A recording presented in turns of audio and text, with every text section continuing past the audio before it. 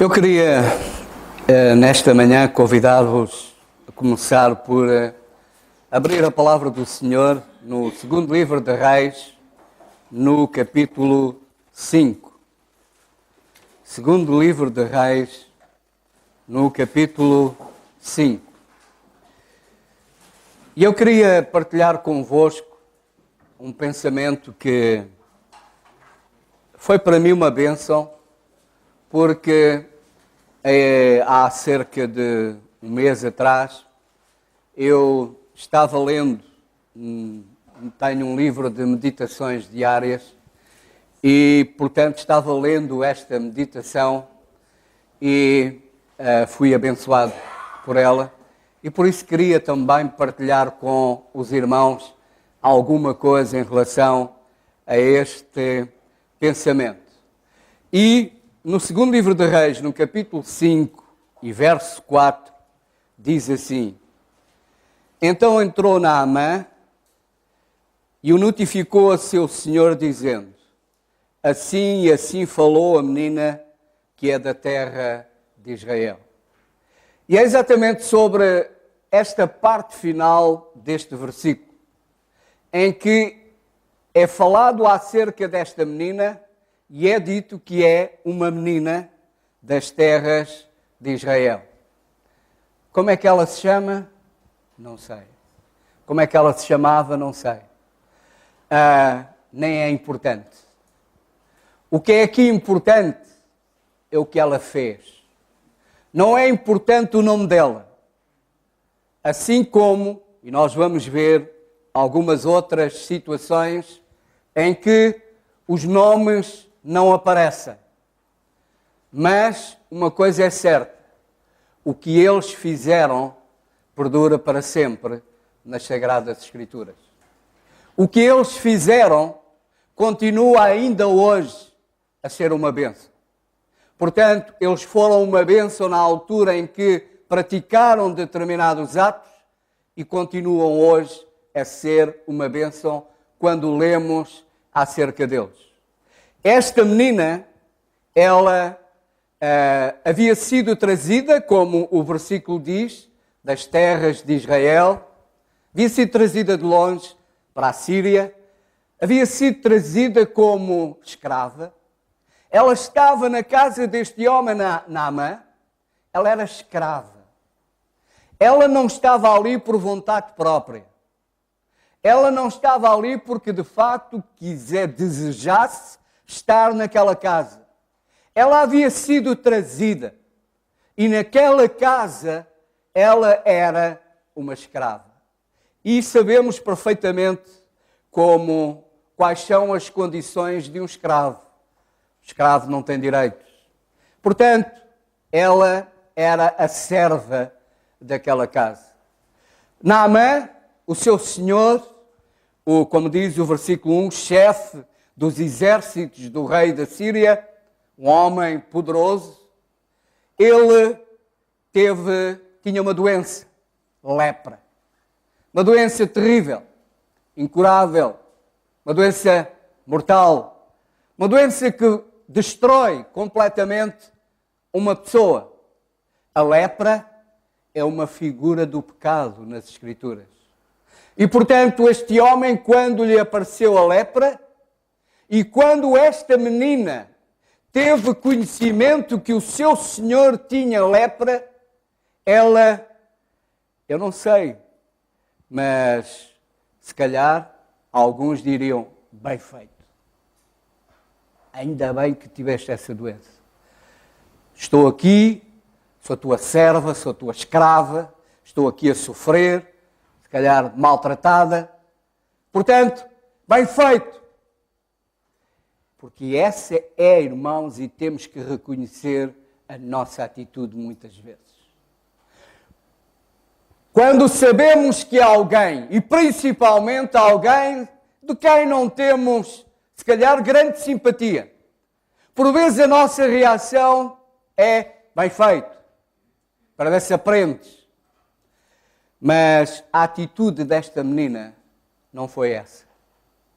Embora ela estivesse nesta condição, mas, no entanto, ela manifestou, de facto, todo o amor por aquele homem. Ela não mostrou qualquer satisfação em ver que aquele homem tinha esta doença terrível. Ela não se alegrou com isso. Ela se entristeceu com essa situação. Os problemas dos outros não devem ser razão de alegria para nós, mas devem ser motivo de compaixão e de disponibilidade, se for caso disso, de ajudarmos. E, portanto, esta menina, perante esta situação, perante a situação do seu Senhor, ela disse, versículo 3, e disse esta à sua senhora: tomara que o meu Senhor estivesse diante do profeta que está em Samaria, ele o restauraria da lepra. Em vez de ela se alegrar com a situação, ela se preocupou com a situação em que aquele homem se encontrava. E não somente ela se preocupou, como ela mostrou a solução. Como ela mostrou quem é que podia ajudar aquele homem. Mostrou quem é que podia de facto ajudar a resolver o problema daquele homem. Mostrou o caminho para a salvação daquele homem. Porque a lepra não tem cura. Porque a lepra leva à morte. E sabem, como eu disse há pouco, a lepra é uma figura do pecado. As pessoas que têm lepra vão morrer. As pessoas que têm lepra, elas são excluídas. Elas são colocadas fora do meio das outras. São colocadas, são separadas das outras. Não podem conviver com as outras. Ficam marginalizadas, ficam à parte. Têm que ser separadas. E sabem de uma coisa? O pecado também faz separação. O pecado mata. O salário do pecado é o quê? É morte. O salário do pecado é a morte. Por isso, quem morre no seu pecado, então sabe, ou tem de saber, que a sua eternidade será separada de Deus. O pecado faz separação entre nós e Deus. A solução para este problema, que é de todos.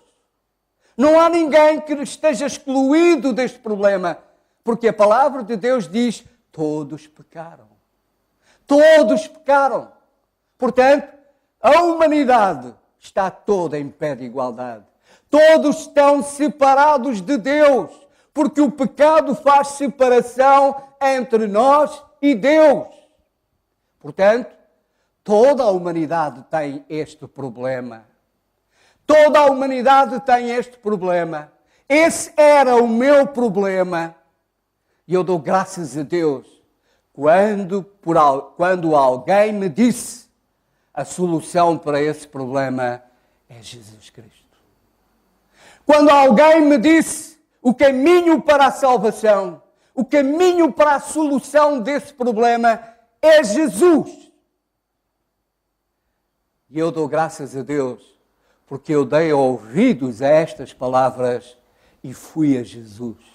O aceitei, o reconheci como meu único, verdadeiro e suficiente Salvador.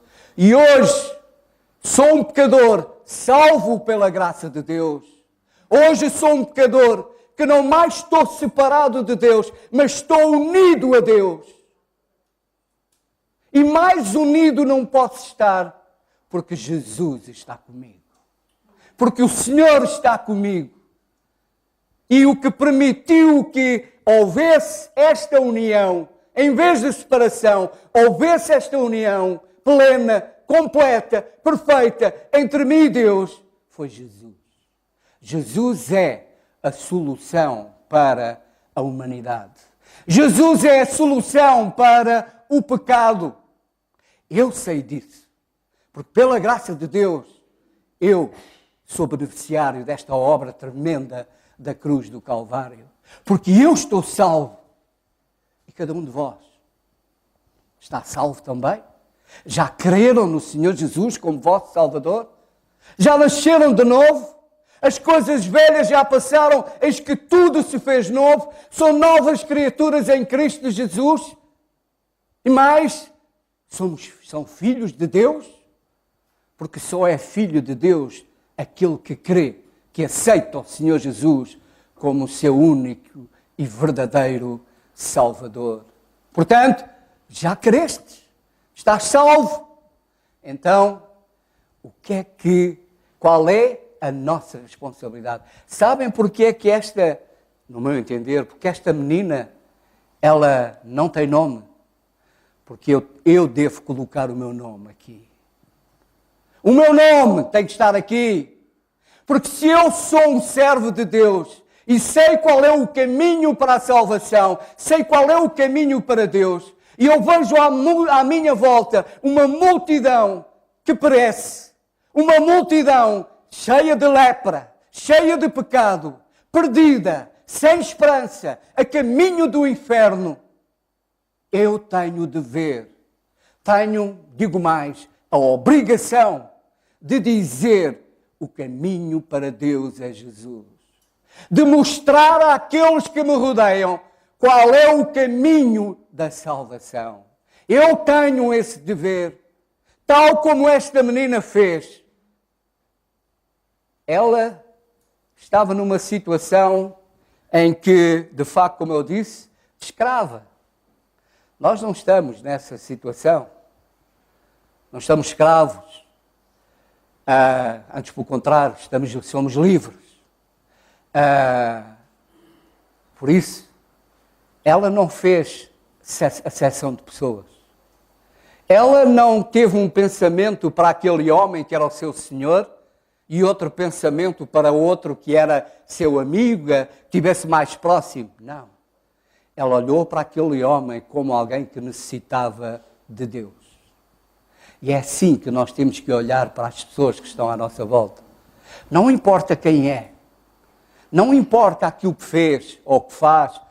O que importa é que ela precisa de Jesus. E o meu dever, como filho de Deus, como alguém que conhece o caminho para Deus, o meu dever é mostrar a essa pessoa esse mesmo caminho. Mostrar-lhe que Deus a ama. E a ama de tal maneira que deu o seu filho para morrer na cruz por ela. Esse é o dever de todos nós. Esta menina nos ensina algo tremendo.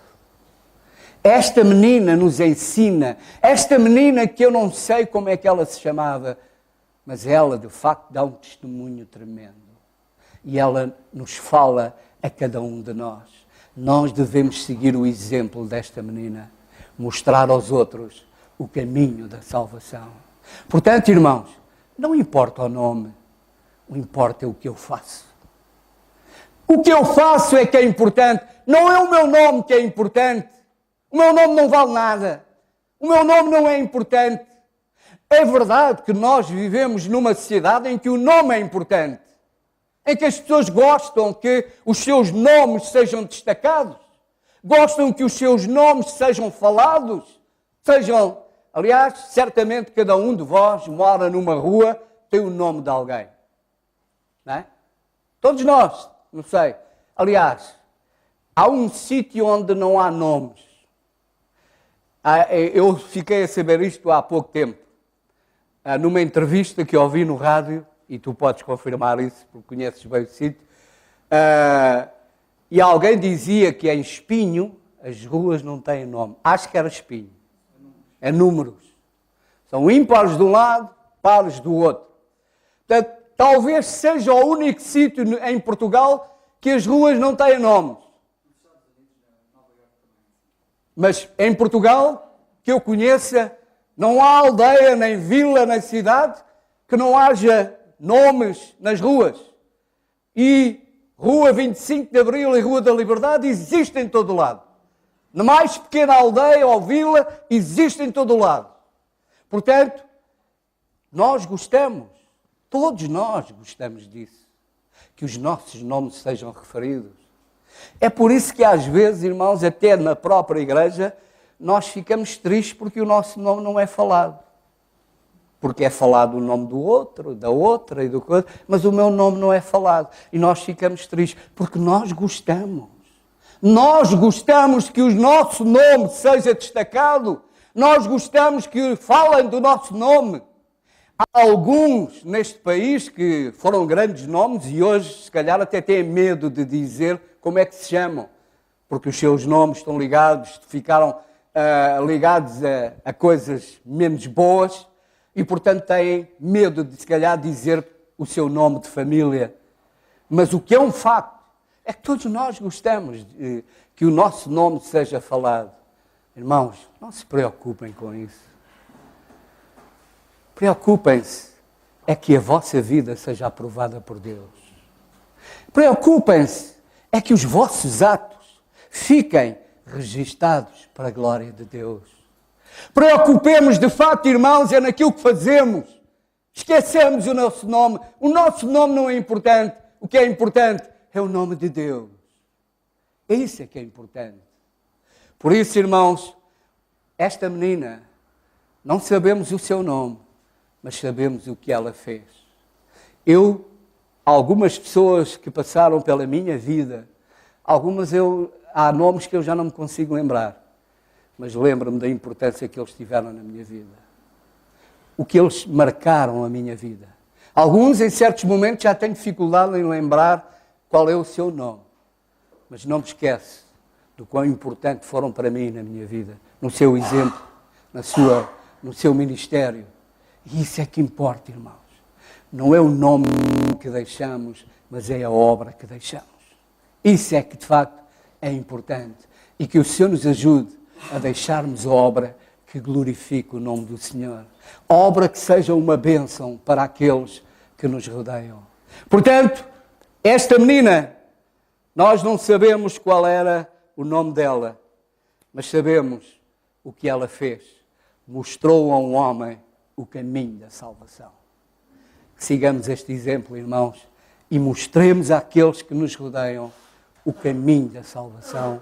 Que Jesus é o caminho, é a verdade, é a vida. E ninguém vem ao Pai a não ser por mim. Portanto, o caminho é Jesus. A solução é Jesus. E é essa a mensagem que nós devemos, de facto, proclamar. No segundo livro de Samuel, mais atrás, no capítulo 23... Segundo livro de Samuel, no capítulo 23.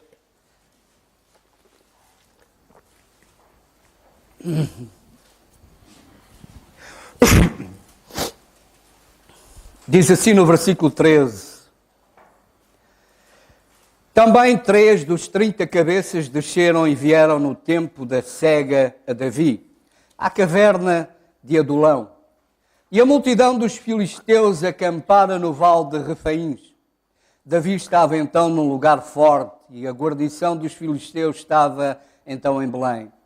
Teve Davi desejo e disse: quem me dera beber da água da cisterna de Belém, que está junto à porta. Então aqueles 3 valentes romperam pelo arraial dos filisteus e tiraram a água da cisterna de Belém, que está junto à porta, e a tomaram e a trouxeram a Davi. Porém ele não a quis beber, mas derramou-a perante o Senhor. E disse: guarda-me ao Senhor de que tal faça. Beberei eu o sangue dos homens que foram a risco da sua vida, de maneira que não a quis beber. Isso fizeram aqueles 3 valentes. Temos aqui 3 valentes. O nome deles não sabemos. Mas uma coisa sabemos: eram valentes.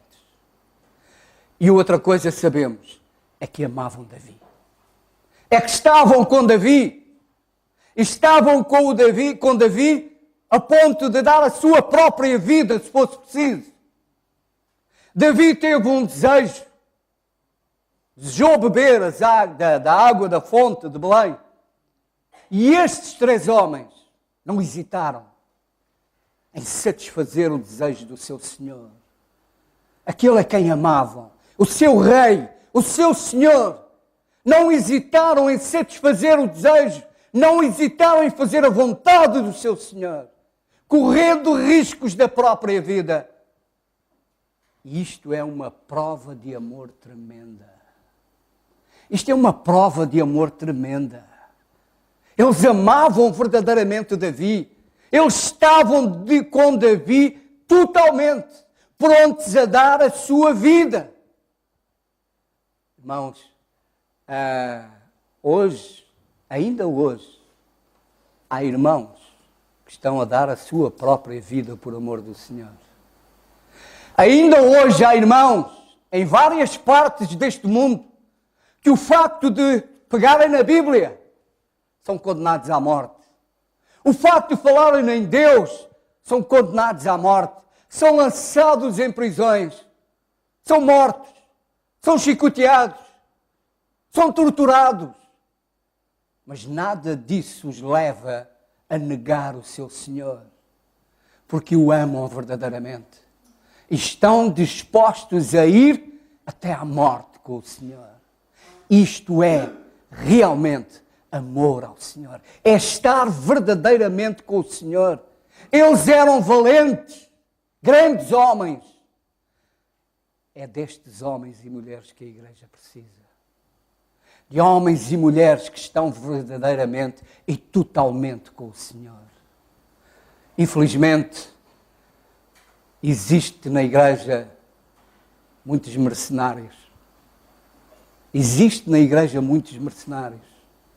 Graças a Deus que existem alguns que são valentes, que estão com o Senhor e estão ao lado do Senhor, custe o que custar. Nós vivemos num país onde, por enquanto, temos liberdade. Por enquanto. Porque as coisas já tiveram melhor do que o que estão. E não tenhamos dúvidas nenhumas, as coisas vão piorar. Ainda esta semana, eu li, na página da igreja, acerca de um jovem nos Estados Unidos, na universidade, pelo simples facto de estar a ler a Bíblia, foi posto fora. Foi posto fora da aula. Teve problemas da universidade por estar a ler a Bíblia. Portanto, não esperemos que as coisas melhorem. Mas há quem já disse que o que a igreja precisa hoje era assim de uma perseguiçãozita. Para que aqueles que são sinceros se manifestassem. Como aquela história, salvo erro, na Rússia, conta-se, sem ser verdade, se não, daquele, no tempo da perseguição, em que a igreja se escondia, tinha que se reunir, escondida, em que um dia a igreja estava reunida num lugar e entrou um soldado russo, a metralhadora em punho, e disse: quem não é crente saia. E grande maioria saiu. E chegou ao fim, ele pôs a arma no chão e disse: eu queria reunir-me com crentes a sério. Não se preocupem, eu só me queria reunir com crentes a sério. Os crentes a sério foram aqueles que ficaram. Foram os valentes. Aqueles que estavam dispostos a morrer pelo Senhor. Aqueles que estavam dispostos a não vender a verdade, mas a ser fiéis. É isto que a igreja precisa. É o exemplo que estes valentes nos transmitem. Total fidelidade ao Senhor. Total fidelidade ao Senhor. Amar o Senhor acima de todas as coisas. Estar disposto a dar a sua vida, se caso for, por amor do Senhor. Não sabemos qual é os seus nomes, mas sabemos os seus feitos. A obra tremenda que fizeram. O exemplo que de facto nos deixaram. E o tempo corre depressa. Mateus 26.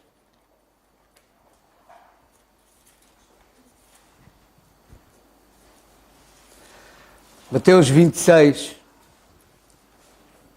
versículos 6 a 13, diz assim: estando Jesus em Betânia, em casa de Simão leproso, aproximou-se dele uma mulher com um vaso de alabastro, com um unguento de grande valor, e derramou-lhe sobre a cabeça.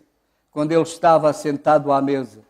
E os seus discípulos, vendo isso, indignaram-se, dizendo: por que este desperdício? Pois este unguento podia vender-se por grande preço e dar-se o dinheiro aos pobres. Jesus, porém, conhecendo isso, disse-lhes: por que afligis esta mulher? Pois praticou uma boa ação para comigo. Porquanto sempre tendes convosco os pobres, mas a mim não me haveis de ter sempre. Ora, derramando ela este unguento sobre o meu corpo, fê-lo preparando-me para o meu sepultamento. Em breve vos digo que onde quer que este evangelho for pregado, em todo o mundo, também será referido o que ela fez para a memória sua. O Senhor Jesus estava nesta casa, em Betânia, com os seus discípulos. E esta mulher, cujo nome não sabemos, há quem diga que é Maria, mas não sabemos. Não está cá escrito o nome. Portanto, esta mulher derramou sobre o Senhor Jesus um frasco de unguento, de perfume, muito caro. Aquele perfume. Aliás, por isso a reação dos discípulos, disse, considerando que aquilo era um desperdício.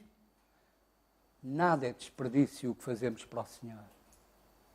Nada é desperdício o que fazemos com verdade e sinceridade para o Senhor.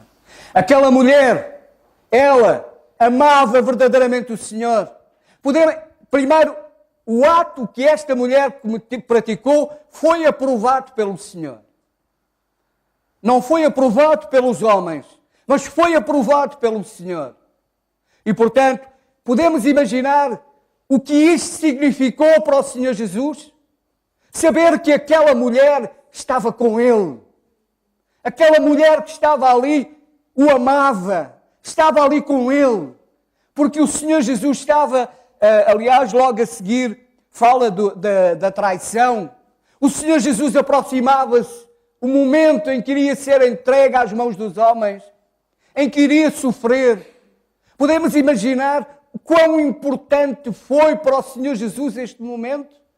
Este ato desta mulher, esta manifestação de adoração de esta mulher, saber que ela estava com Ele até à morte, saber que ela estava ali ao seu lado. Isto foi de grande importância para o Senhor Jesus.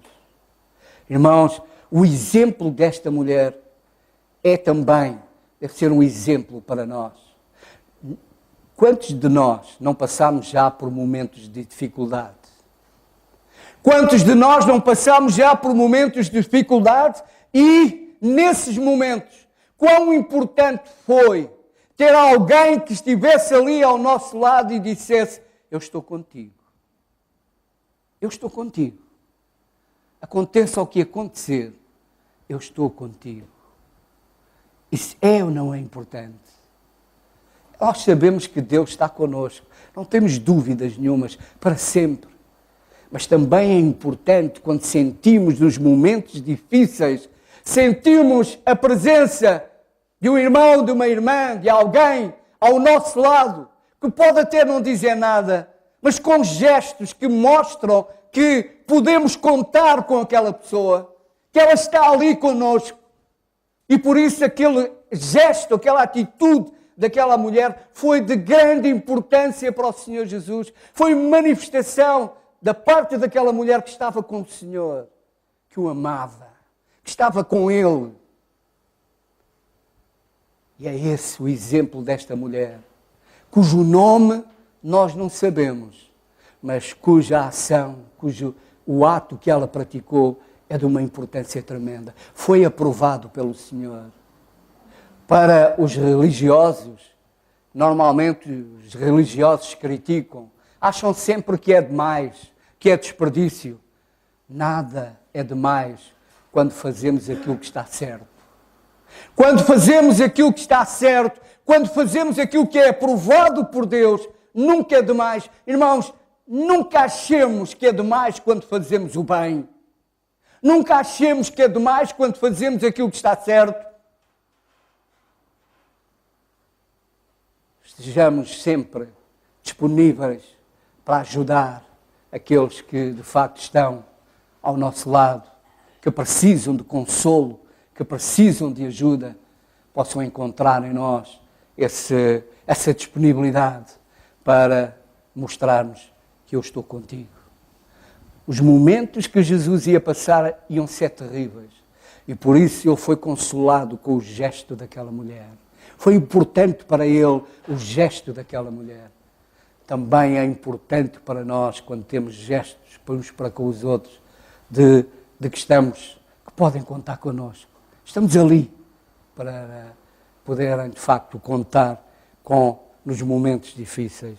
Havia mais alguns exemplos, como aquela pobre viúva que deu a oferta, cujo nome também não sabemos, mas que o Senhor Jesus diz que ela deu tudo o que tinha. Mas o nosso irmão Carlos há 15 dias falou daquele jovem, que também não sabemos qual é o seu nome, mas que trouxe aqueles 2 peixes e 5 pães. 2 peixes e 5 pães, que serviu de bênção para alimentar uma grande multidão. Não sabemos os nomes, mas sabemos o que eles fizeram e quão importante foi o que eles fizeram. Portanto, irmãos, não é o nome que importa. Não nos preocupemos se o nosso nome é falado, mas sim, façamos o que agrada ao Senhor. Façamos a obra do Senhor. Para terminar, em Apocalipse,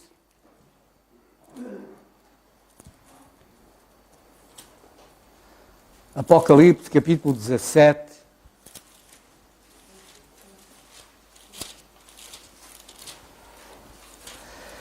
Capítulo 17, versículo 8, que diz: a besta que viste foi e já não é, e há de subir do abismo e irá à perdição, e os que habitam na terra, cujos nomes não estão escritos no livro da vida, desde a fundação do mundo, se admirarão, vendo a besta que era e já não é, mas que virá. Cujos nomes não estão escritos no livro da vida. Irmão, a mim, o mais importante para mim, sabem o que é? É que o meu nome está escrito no livro da vida. Não me importa se o meu nome não está escrito em nenhuma placa, numa rua. Não me importa. O mais importante, e essa é a minha certeza, é que o meu nome está escrito no livro da vida. Diz, mas aqueles cujos nomes não estão escritos no livro da vida, Apocalipse 20, versículo 15, diz: e aquele que não foi achado escrito no livro da vida foi lançado no lago de fogo. Aquele cujo nome não foi achado escrito no livro da vida foi lançado no lago de fogo. Onde é que o teu nome está escrito? Onde? Cada um de vós, pense, nesta hora, neste momento, o meu nome está escrito no livro da vida ou não? A palavra de Deus diz que aquele cujo nome não está escrito no livro da vida será lançado no lago de fogo, será lançado no inferno. Porquê? Porque permanece no seu pecado. E o seu pecado faz separação entre si e Deus. Mas, capítulo 21 e versículo 27, diz: e não entrará nela coisa alguma que contamine e cometa abominação e mentira, mas só os que estão escritos no livro da vida do Cordeiro. Só os que estão escritos no livro da vida do Cordeiro entrarão na presença do Senhor. Irmãos, eu espero que todos os nossos nomes estejam escritos no livro da vida. E esse é o apelo que eu faço agora, é que pensemos verdadeiramente, onde é que o meu nome está escrito? Não importa se o teu nome está escrito nos livros da igreja, não serve para nada. Não importa se o teu nome está escrito num sítio qualquer importante, não. O que importa é que o teu nome está escrito ou não no livro da vida. Se não tiver, então não entrarás à presença do Senhor. Diz, está escrito no livro da vida do Cordeiro. o Cordeiro que foi morto, que derramou o seu sangue para nos lavar e purificar, para que o nosso nome esteja no livro da vida e para que estejamos para sempre na presença do Senhor. Onde Ele estiver, eu posso dizer, onde Ele estiver, eu estarei com Ele para todo sempre.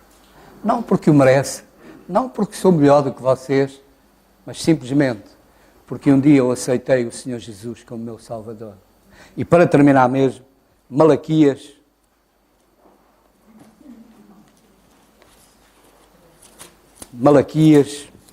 capítulo 3.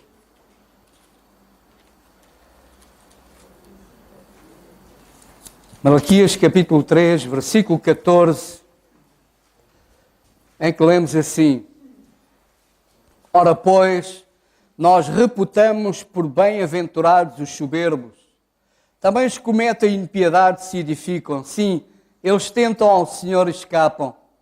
Então aqueles que temem ao Senhor falam cada um com o seu companheiro. E o Senhor atenta e ouve. E há um memorial escrito diante dele para os que temem ao Senhor e para os que se lembram do seu nome. E eles serão meus, diz o Senhor dos Exércitos, naquele dia que farei. Serão para mim particular tesouro. Poupá-los-ei como um homem poupa a seu filho que o serve. Então vereis outra vez a diferença entre o justo e o ímpio, entre o que serve a Deus e o que não serve. Virá o dia é que nós vamos ver a diferença. Vamos ver a diferença entre aquele cujo nome estava escrito no livro da vida e o que não estava. O problema é que para aquele cujo nome não está escrito no livro da vida, já vai ser tarde. Já vai ser tarde. Não haverá mais oportunidade. Ele vai ver apenas que aquilo que ouviu acerca da palavra de Deus era verdade. E então será lançado nas profundezas do inferno. Um dia, na presença do Senhor, nós vamos ver a diferença entre aquele que creu e o que não creu. E mais, e vamos ver a diferença entre aquele que serviu e o que não serviu. Entre aquele que esteve mais preocupado com o seu nome e menos preocupado com o nome do Senhor. Por isso, irmãos, preocupemo-nos com o nome do Senhor. Que façamos o nome do Senhor cada vez mais conhecido. Como dizia João Batista, que ele cresça e eu diminua. O meu nome não significa nada, mas o nome de Jesus significa salvação. Amém.